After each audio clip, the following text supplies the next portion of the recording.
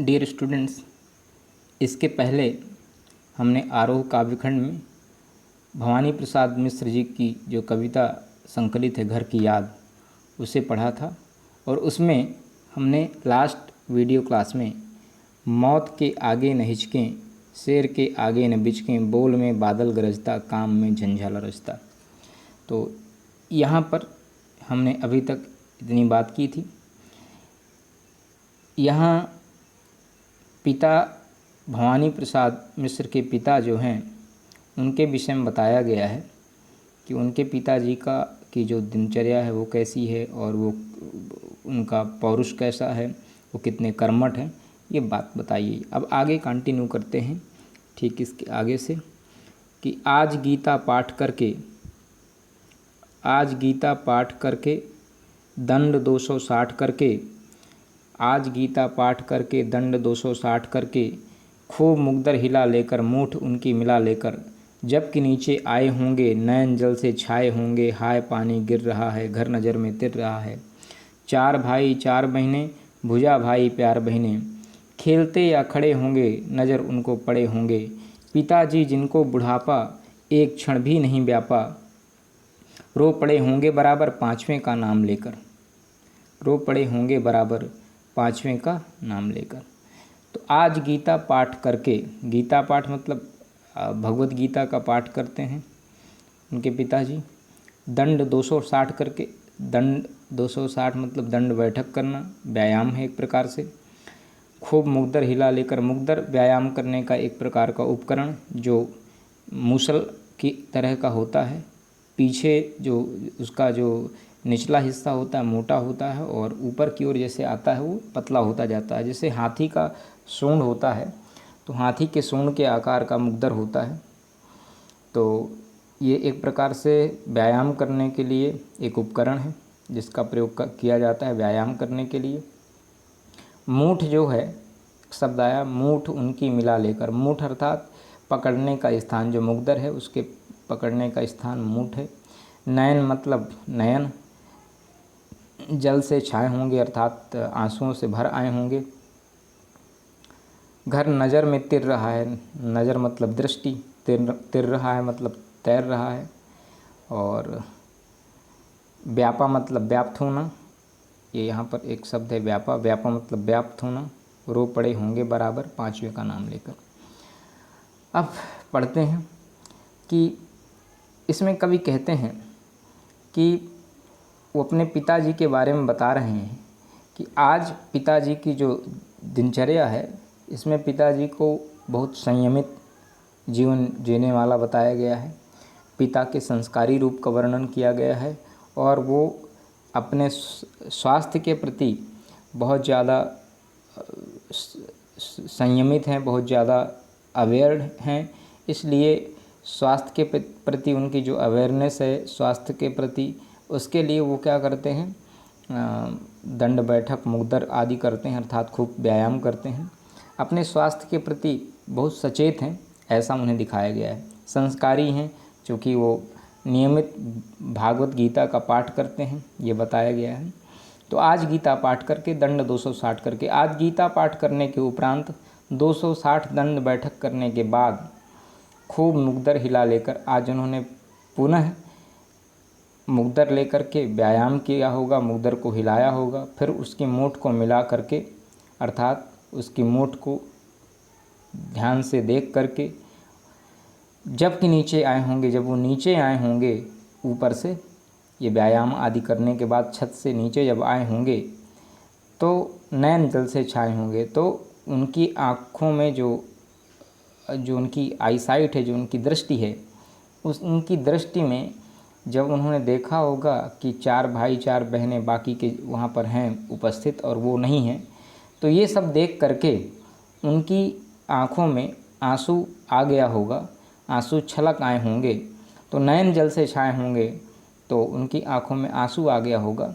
हाय पानी गिर रहा है घर नज़र में तिर रहा है। कवि कहता है कि हाय ये पानी गिर रहा है, इस पानी में मुझे अपना घर तैरता हुआ सा नज़र आ रहा है। स्मृतियों में जैसे ही कवि कहता है कि जिस प्रकार से बाहर पानी बरस रहा है सावन का महीना है और बाहर पानी बरस रहा है, ठीक उसी प्रकार से मेरी आँखों में भी आंसू आए हुए हैं और सावन की तरह मेरी आँखें बरस रही हैं।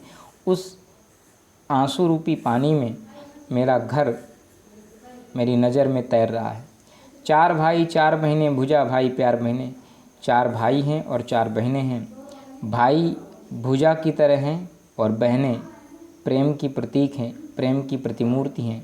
खेलते या खड़े होंगे नज़र उनको पड़े होंगे। खेलते होंगे या खड़े होंगे नज़र उनको पड़े होंगे। तो वो जब खेल रहे होंगे तो खेलते होंगे या खड़े होंगे उनके भाई बहन, जब उन्हें कभी आपस में हंसी मजाक मस्ती मजाक करते हुए खेलते हुए दिखे होंगे या खड़े दिखे होंगे तो नज़र उनको पड़े होंगे, तो उनकी नज़र में आए होंगे। और जब ये दृश्य उन्होंने देखा होगा तो उनकी आँखों में पानी भर आया होगा, उनकी आँखों में आंसू आ गए होंगे। पिताजी जिनको बुढ़ापा, तो नज़र उनको पड़े होंगे। पिताजी जिनको बुढ़ापा एक क्षण भी नहीं व्यापा। पिताजी ऐसे जिनको वृद्धावस्था बिल्कुल छू तक नहीं गई, अर्थात वृद्धावस्था उनको व्याप्त ही नहीं हो पाई, उनको बुढ़ापा नहीं व्याप्त हो पाया, अर्थात बुढ़ापे का उन पर कोई असर ही नहीं हुआ। रो पड़े होंगे बराबर 5वें का नाम लेकर के। तो क्या कर चुके होंगे? वो रो पड़े होंगे और मेरा नाम लेकर, 5वें का नाम लेकर, अर्थात 5वां कौन हूँ? मैं हूँ भवानी प्रसाद मिश्र। तो मेरा नाम लेकर के, 5वें का नाम लेकर के रो पड़े होंगे। और इस तरह से 5वां मैं हूँ अभागा जिसे सोने पर सुहागा, पिताजी कहते रहे। 5वां वो मैं हूँ जो अभागा है, 5वां मैं हूँ अभागा जिसे सोने पर सुहागा, पिताजी कहते रहे हैं, प्यार में बहते रहे हैं। कवि ने कहा कि वो उनका 5वां लड़का मैं हूँ, जिसे बाकी के 4 बच्चों को अगर वो सोना समझते थे तो मैं उन सोने पर, उस सोने पर सुहागा था। ये एक प्रकार से जो मुहावरेदार भाषा का प्रयोग होता है, ये वो है सोने पे सुहागा होना, बहुत अच्छा होना।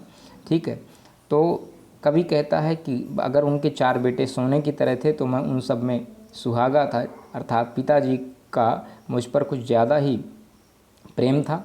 तो पिताजी कहते रहे हैं क्या? सोने पे सुहागा। ये पिताजी ऐसा कहते रहे हैं, प्यार में बहते रहे हैं और वो हमेशा मुझे प्रेम करते रहे हैं। आज उनके स्वर्ण बेटे लगे होंगे उन्हें हेटे।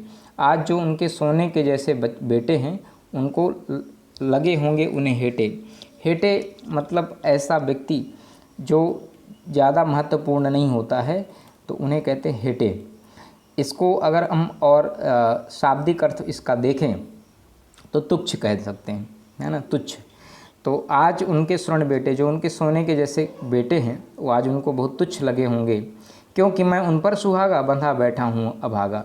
क्योंकि मैं उन सभी सोने के जैसे, अर्थात उन 4 बेटों में मैं बहुत अच्छा था पिताजी की दृष्टि में, पिताजी के लिए। तो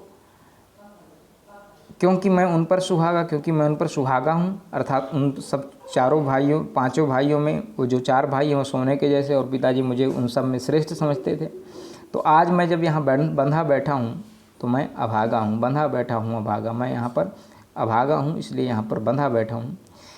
और माँ ने कहा होगा दुख कितना बहा होगा। और माँ ने क्या कहा होगा? और माँ ने कहा होगा दुख कितना बहा होगा, आँख में किस लिए पानी वहाँ अच्छा है भवानी। माँ ने क्या कहा होगा? माँ ने पिताजी को जब रोते हुए देखा होगा तो कहा है कि वहाँ अच्छा है भवानी। आँख में किस लिए पानी? पिताजी से कहा आप रोते क्यों हैं, आँख में किस लिए पानी है, आँख में आंसू क्यों भर आए हैं आपके?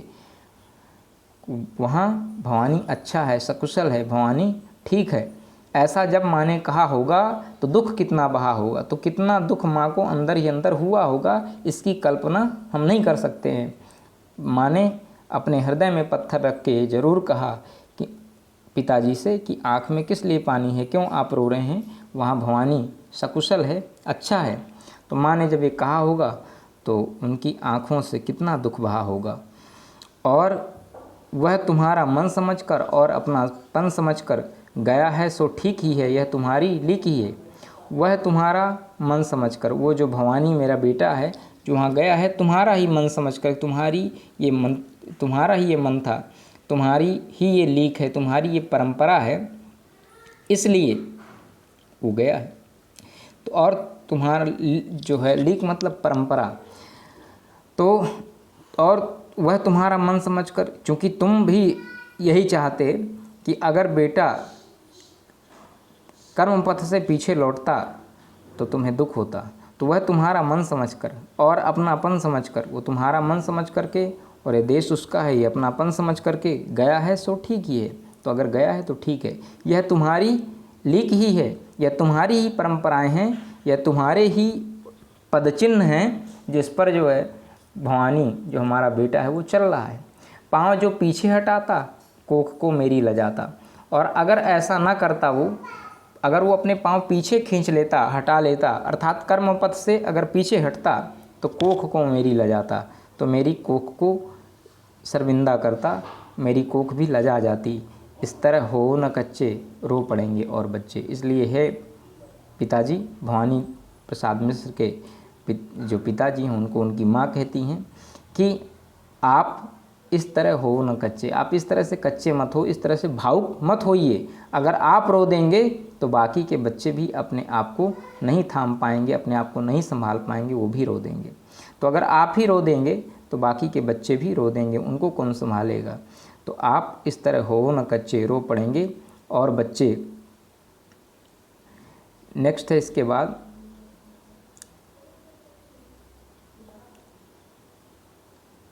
पिताजी ने कहा होगा हाय कितना सहा होगा। पिताजी ने कहा होगा हाय कितना सहा होगा, कहाँ मैं रोता कहाँ हूँ, धीर मैं खोता कहाँ हूँ। पिताजी ने कहा होगा, पिताजी ने फिर क्या कहा होगा जब माँ ने समझाया होगा, तो पिताजी ने कहा होगा हाय कितना सहा होगा और कितना सहा होगा, कहाँ मैं रोता कहाँ हूँ। बहुत सहन करते हुए पिताजी ने कहा होगा, अपने हृदय को बहुत धीरज बढ़ाते हुए उन्होंने कहा होगा कि कहाँ मैं रोता कहाँ हूँ, मैं कहाँ रो रहा हूँ, धीर मैं खोता कहाँ हूँ, मैं धैर्य नहीं खो रहा हूँ। हे सजीले हरे सावन, हे कि मेरे पुण्य पावन, तुम बरस लो वे न बरसें, पाँचवें को वे न तरसें। तो फिर भवानी प्रसाद मिश्र जी कहते हैं कि हे सजीले हरे सावन, सावन को संबोधित करते हैं कि हे सावन, हे हरे भरे सजीले सावन, सुंदर सावन, सजीले मतलब सुंदर, हे कि मेरे पुण्य पावन, हे मेरे पुण्य पावन से सावन, तुम बरस लो, तुम भरपूर बरस लो, तुम्हारी जितनी मर्जी हो उतना बरस लो, तुम बरस लो वे न बरसें, तुम बरस लो वे न बरसें। वे कौन, माता पिता के नयन, है ना, भवानी प्रसाद मिश्र के माता पिता के नयन, तुम बरस लो वे न बरसें, पाँचवें को वे न तरसें। जो मेरा पाँचवां, उनका जो पाँचवां पुत्र अर्थात भवानी प्रसाद मिश्र, जो मैं पाँचवां लड़का हूँ उनका, मुझे वो बिल्कुल न तरसें। क्यों, अगर वो तरसेंगे, उनको याद आएगी तो रोएंगे, और उनकी आँखों से सावन का बरसना मेरे लिए बहुत कष्टप्रद हो जाएगा। इसलिए ए सजीले हरे सावन, ए सुंदर हरे भरे सावन, ए मेरे पुण्य पावन सावन, तुम बरस लो, उनकी आँखों से आंसू मत गिरने दो। तो सावन से ऐसा निवेदन करते हैं, मैं मज़े में हूँ सही है, घर नहीं हूँ बस यही है, किंतु यह बस बड़ा बस है, इसी बस से सब बिरस है।